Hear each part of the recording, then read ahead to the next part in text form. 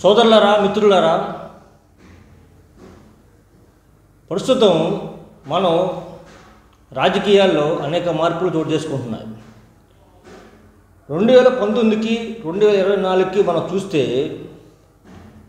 ఈసారి 2024లో ఎలక్షన్కి సంబంధించిన విషయాల్లోనూ మరియు నామినేషన్స్ వేసిన విషయాల్లోనూ గెలుపు విషయాల్లోనూ కూడా రాజకీయాల్లో అనేక మార్పులు సంభవించాయి. ప్రతి ఒక్క సీఎంకి ప్రతి ఒక్క పిఎంకి ఒక విజన్ ఉన్నట్టుగా నాకు కూడా ఒక విజన్ ఉంది. విజన్ 2034 అంటే విజన్ 2034. ఈసారి మనం రాజకీయాల్లో ఎలక్షన్స్లో గమనించిన విషయాలు మీకు 3-4 విషయాలు మీకు చెప్పదలుచుకున్నాను. ఒకటి, ఈసారి ప్రతి ఒక్క పార్టీ ప్రతి ఒక్క అభ్యర్థి కూడా ఆంధ్రప్రదేశ్ నుంచి చూసుకుంటే ఆంధ్రప్రదేశ్లో మొదటగా మనం చూస్తే అత్యధిక మెజార్టీ ఓట్లతో గెలిచారు. ప్రతి ఒక్క ఎమ్మెల్యే కానీ ఎంపీ కానీ అత్యధిక మెజార్టీ ఓట్లతో గెలుపొందడం జరిగింది.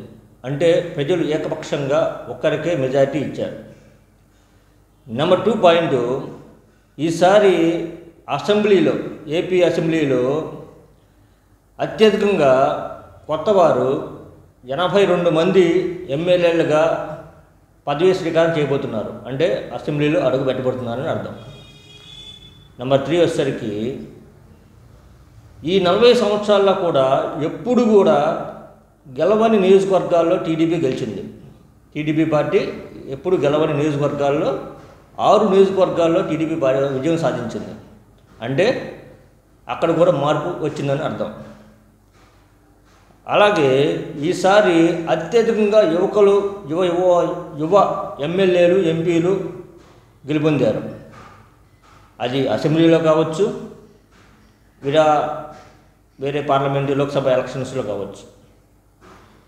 సో ఇవి మనం గమనించాల్సిన విషయాలు. పార్లమెంట్లో కూడా అత్యధికంగా యువ ఎంపీలు అడుగు పెట్టబోతున్నారు. దీన్ని గమనించినట్లయితే రాబోయే కాలంలో చాలా కీలకంగా రాజకీయాల మార్పులు రాబోతున్నాయని అర్థం. So my dear young MLA MPs, all the best.